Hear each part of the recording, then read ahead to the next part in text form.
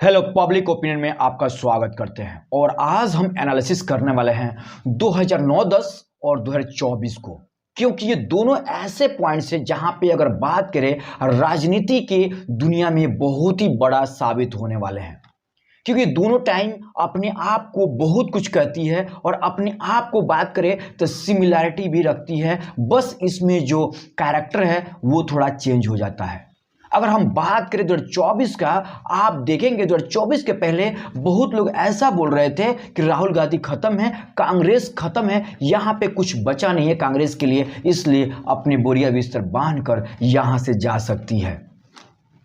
लेकिन 2024 का रिजल्ट ये शो किया कि राहुल गांधी अभी भी लोगों के दिल में जिंदा हैं और वो अभी भी लोग का उम्मीद है।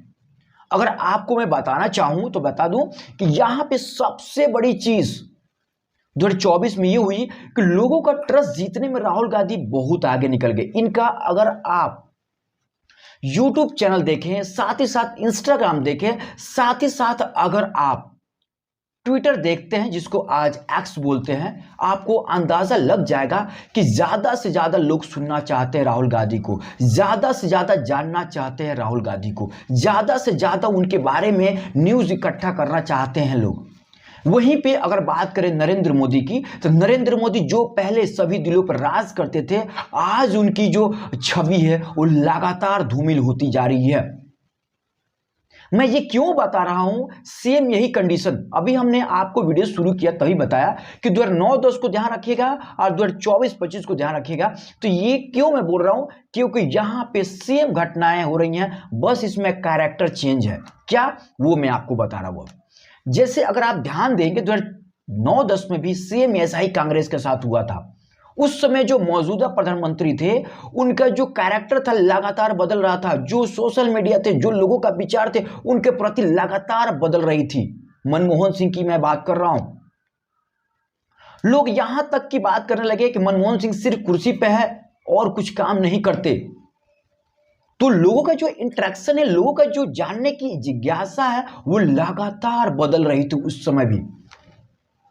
और रिजल्ट आपको पता है कि 2014 में इस तरीके से हुई कि कहानी बिल्कुल उल्टा था, जहां पे जो देश की सबसे बड़ी पार्टी थी वो बिल्कुल कुछ ही जगह पे सिमट कर रह गई थी।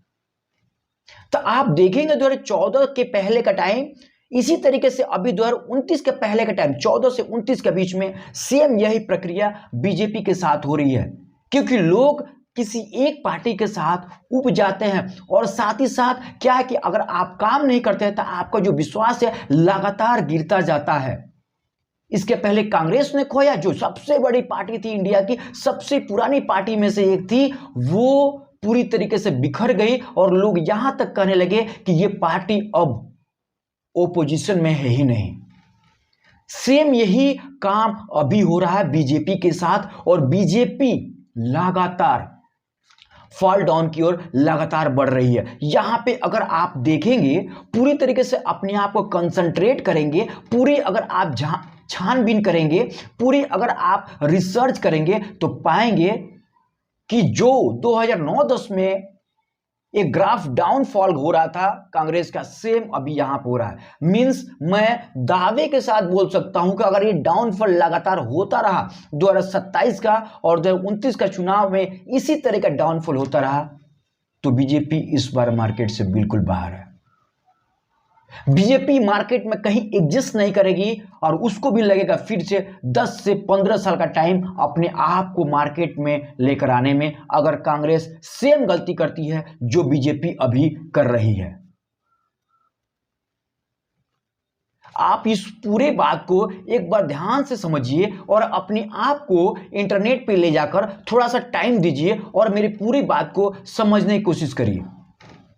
आपको लगेगा कि इस बार सरकार बदलने वाली है और पूर्ण बहुमत के साथ सरकार बदलेगी। इसका मैं पूरा ये जो रिसर्च है मैं कर चुका हूं, क्योंकि लोगों का जो इंटरेस्ट है, जो लगातार मोदी में बन रही थी, मोदी ने बोला कि थाली बजाओ, लोग ने थाली बजाया, लोगों ने जो मोदी ने जो बोला वो सभी चीजें लोगों ने किया। लोगों के बीच में जो मोदी का प्यार था ना, वो अभी धूमिल पड़ता जा रहा है।